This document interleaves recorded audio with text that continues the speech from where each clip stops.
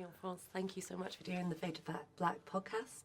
I'm really struck, I guess, with films about what we're seeing in the film climate at the moment. We've had this like kind of run of film and TV shows that are about the super rich lifestyles of the rich and famous. But I feel like a lot of films we're seeing nowadays are more about how expensive it is to live. And I guess kind of in conversation with your work in Roofman, why is that sort of area something that you're so interested in and curious about bringing to the screen? One of my favorite quotes from Frank Capra was, a rich man is just a poor man with money.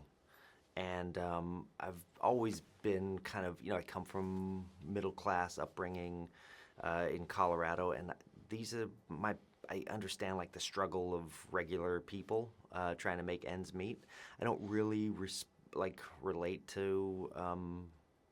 I don't really want to take down any kind of person based on how much money they have or how much money they don't have. I'm just trying to find what people are doing to survive and be people. I think there was a moment in Roofman when I realized that the title of the movie, Roofman, wasn't just the name that the press had given this criminal. It was also what my father used to tell me as a kid, which was like, I put a roof over your head. And so I was thinking a lot about this idea of like providership versus being a parent, and what's the difference. So, but it's a huge struggle in everyone's life. Money is like such a huge part of all of our lives, and what we do when we don't have it, how does it make us act? How does it change us when we do have it? Anyway, I go back to that Capra quote: "Rich man is a poor man with money." And I think you've spoken before how much his films were an influence on you.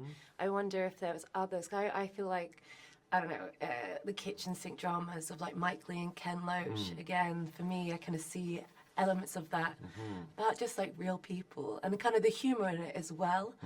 So I guess, was there any particular influences on you? I guess just in your body of work, but also for this? Yeah, I mean, all those filmmakers that you speak of, Cassavetes, obviously, for this movie in particular.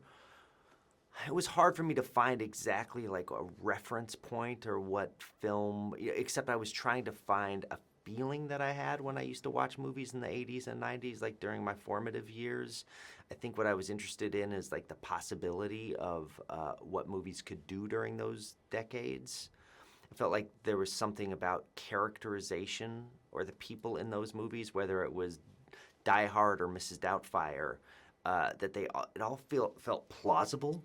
All of the scenarios felt plausible. Mostly the movies were about family, about a desire to be a part of a family. Maybe it was like disguised as an action movie in a skyscraper, but it was really about a divorced husband, who was trying to win the love of his wife back, and the same thing with Mrs. Doubtfire, a divorced father who was trying to get back into his kids' lives somehow. And so and they go on these kind of wild journeys to be a part of that, but like a roller coaster. But they never felt like escapism to me. And I think for me, I hear that a lot of times that people just they need to escape. I don't think they need to escape, but I think with some of my earlier films, I think I was maybe taking people into the darkness or the struggle, like with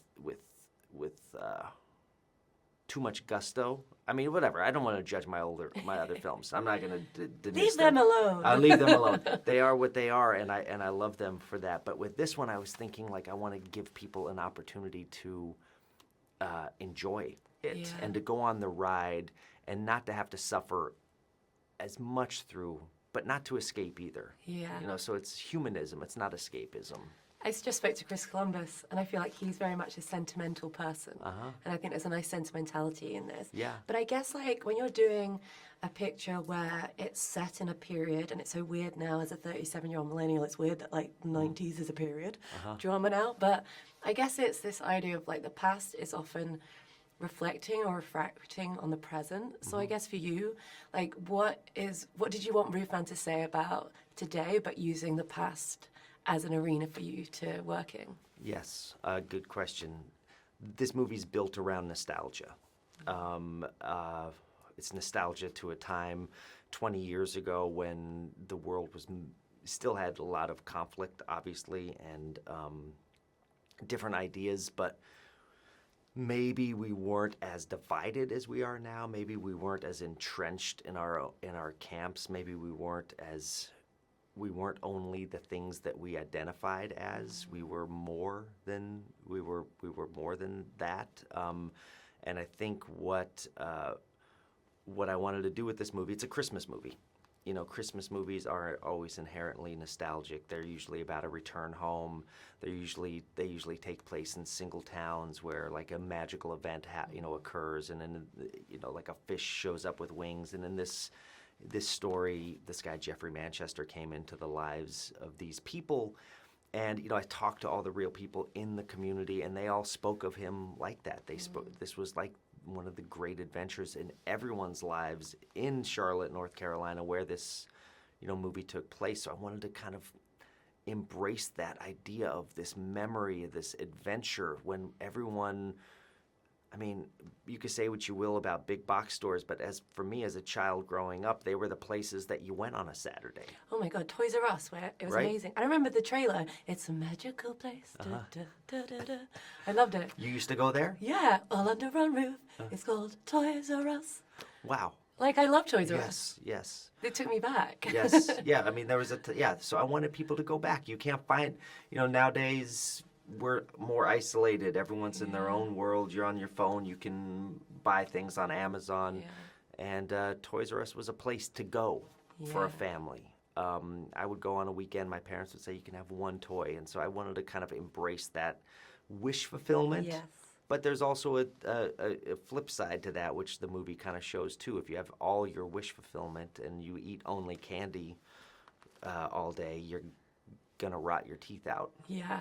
And whenever anyone goes to America, I'm always like, bring me back peanut butter M&Ms. They are the superior M&Ms, I believe. They don't have them out here? They do, but it's like in those, American stores, and it costs about 15 quid just to buy them. Like, go to Walgreens, bring me back 2 big packets. I guess I'd love now to know what is your favorite Christmas movie. My favorite? Yeah, Okay, good. I've got a couple. But Okay, what are yours? Mine are Scrooged. Uh-huh. I think that's the best adaptation of Christmas Carol, and I really love The Family Stone. Oh, wow. Family Stone, the one with Diane Keaton, R.I.P. I think it's just like exactly the right level of acerbicness that you get for families at Christmas, but humor.